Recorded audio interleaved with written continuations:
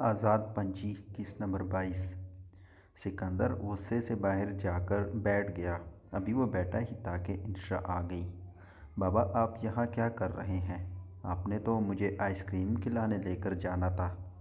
मेरी जान, आज नहीं चलते, कल चलेंगे, सिकंदर ने इंशा की तरफ देखते हुए कहा। चलें, ठीक है बाबा, कल चलेंगे, इंशु ने मोहब्बत से कहा। बाबा, मैं आपको कितनी प्यारी लगती हूँ, इंशा ने सिकंदर की तरफ देखते हुए पूछा। मेरी जान, इस वक्त दुनिया में मुझे आपसे ज़्यादा कोई अजीज़ नहीं है, सिकंदर ने कहा। अच्छा फिर बाबा, मुझे बताएं, क्या इस फ़ोटो वाली लड़की से ज़्यादा खूबसूरत हूँ मैं? इंशा ने एक तस्वीर सिकंदर के सामने करते हुए कहा। सिकंदर ने जब इंशा के हाथ से तस्वीर लेकर देखी तो वो तस्वीर यशम की थी। सिकंदर दुख से मुस्कुराया। बेटा, ये तस्वीर आपको कहाँ से मिली है? सिकंदर ने इंशा की तरफ देखते हुए पूछा। बाबा, ये मुझे दादो के घर से मिली है। वहाँ ये तस्वीर दादो के दराज पर रखी हुई थी तो मैंने ले ली क्योंकि ये मुझे प्यारी लग रही थी। प्यारे लोग मेरी जान प्यारे ही लगते हैं, सिकंदर ने प्यार से कहा। बाबा, बताओ ना कि मैं इस लड़की से ज़्यादा प्यारी हूँ, इंशा ने सिकंदर से पूछा। मेरी जान, आप मुझे बताएं कि मैं आपको कितना अच्छा लगता हूँ, सिकंदर ने इंशा की तरफ देखते हुए पूछा। इस पूरी दुनिया में सबसे ज़्यादा अच्छे लगते हैं आप मुझे, बहुत ज़्यादा अच्छे लगते हैं आप मुझे, बहुत ज़्यादा अच्छे, मामा से भी ज़्यादा अच्छे, इंशु ने प्यार से कहा। तो मेरी जान, ये जो तस्वीर में लड़की मौजूद है ना, ये भी मुझे बहुत प्यारी है क्योंकि ये आपकी दादो है और मेरी माँ है, सिकंदर ने दुख से कहा। क्या मतलब बाबा, दादा ने 2 शादियाँ की थी? इंशा ने पूछा।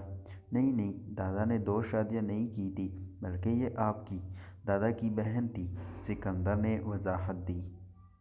अच्छा, मैं डर गई, मैं समझी कि दादा की 2 शादियाँ थी, कहीं किसी को पता न चल जाए और लोग ये ना कहें कि इंशु के दादा ने 2 शादियाँ की है। इंशा, तुम इतना कैसे बोल लेती हो? सिकंदर ने तक कर पूछा। बाबा, सब मुझसे यही सवाल पूछते हैं कि तुम इतना कैसे बोल लेती हो। मैं अपनी ज़ुबान से बोल लेती हूँ, मैं बहुत बोल सकती हूँ, मुझे बोलना ही आता है सिर्फ, और मुझे बोलना बहुत पसंद है, इंशा ने वजाहत देते हुए कहा। बाबा, देखे ना, दादा की भी बहन थी, लेकिन नहीं है किसी की बहन तो इंशा की नहीं है, ना मेरा भाई है ना मेरी बहन है। आप प्लीज़ मेरे बहन भाई ले आए, इंशा ने मासूम शक्ल बनाते हुए कहा। बेटा, जब आप मामा और मेरे दरमियान में सोओगी तो मैं कहाँ से बच्चा लाऊंगा, सिकंदर ने तक कर जवाब दिया। यार बाबा, मैं अब कहाँ आप दोनों के दरमियान में सोती हूँ, मैं तो अब दादो के साथ सोती हूँ। ये तो आप मुझ पे इल्ज़ाम लगा रहे हैं। इंशा से इतना बड़ा इल्ज़ाम बर्दाश्त न हुआ, इसने सिकंदर की तरफ देखते हुए कहा। बाबा, ये बच्ची लाना क्या इतना मुश्किल काम होता है? इंशा ने हैरानगी से पूछा। नहीं मेरी जान, रात को फरिश्ते बच्चा दे जाते हैं, सिकंदर ने इंशा को समझाते हुए कहा। नहीं बाबा, मैं इतना भी पागल नहीं हूँ। मैं जानती हूँ कि बच्चे हॉस्पिटल से लेके आए जाते हैं क्योंकि खान लाला की जो वाइफ थी रक्षा आपी, वो हॉस्पिटल गई थी, उसके बाद वो इतना प्यारा सा बच्चा ले आई थी, ईशा ने वजाहत देते हुए कहा। इंशा, अगर तुम ये बात अपनी माँ के सामने कहोगी वो तुम्हें जूते मारेगी और इस तरह तो मैं भी तुम्हें नहीं बचाऊंगा, सिकंदर ने कहा। यार, उनके सामने तो कुछ बोल भी नहीं सकती, वो तो हर बात में जूते उठा लेती है। पता नहीं सबकी अम्मी ऐसे ही होती है या सिर्फ मेरी ही ऐसी है, इंशा ने सोचते हुए कहा। बेटा, सबकी अम्मी ऐसी ही होती हैं, सिकंदर ने हंसकर कहा। क्या बाबा, आपकी मामा ने भी कभी आपको जूते से मारा है? इंशा ने पूछा। नहीं, मुझे कभी मामा ने नहीं मारा, सिकंदर ने जवाब दिया। बाबा, आपकी ज़िंदगी तो बहुत बोरिंग है क्योंकि आप तो किसी को बता भी नहीं सकते, ना आपका कोई भाई है, ना बहन है, ना चाचू है, ना चाची है, ना कोई रिश्तेदार है। हाय, सिकंदर ने ठंडी आह भरी। चलो, अब बहुत रात हो गई है, सोने चलते हैं, सिकंदर ने इंशा की तरफ देखते हुए कहा। चलो ठीक है बाबा, मैं दादो के साथ सोने जा रही हूँ और आप प्लीज़ रात को मामा की तरह टमी में बेबी रख देना। इंशा ने सिकंदर का गाल चूमते हुए कहा। बेटा आप अल्लाह मियाँ से दुआ करना वो बेबी दे दे। सिकंदर ने इंशा की तरफ देखकर कहा। ओके बाबा, कल सुबह दुआ मांगूंगी, अब मुझे नींद आई है। सिकंदर ने इंशा को रुबाब बेगम के रूम में उतारा और ख़ुद अपने रूम की तरफ चल पड़ा। रुबाब बेगम को देखकर इंशा की नींद भाग गई।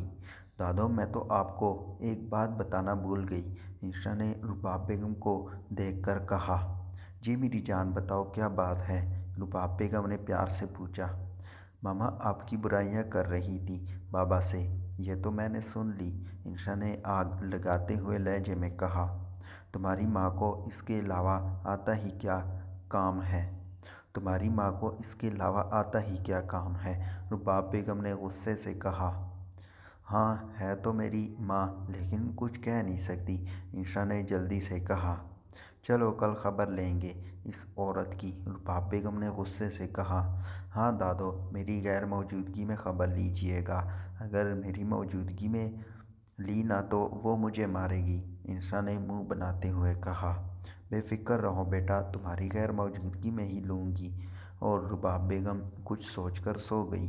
सिकंदर जब रूम में आया तो जन्नत लेटी हुई थी।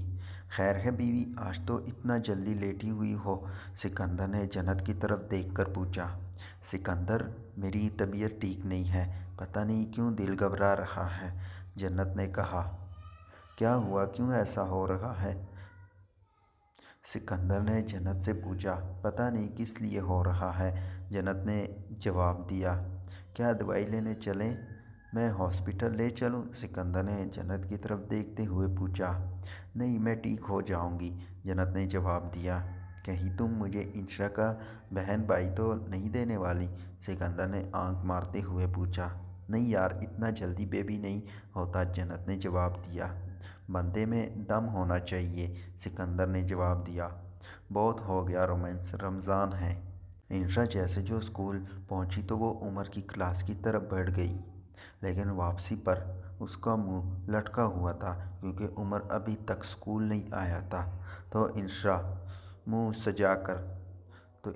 सजाकर जाकर क्लास में बैठ गई, लेकिन क्लास में तमाम वक्त उसका मूड ख़राब ही रहा।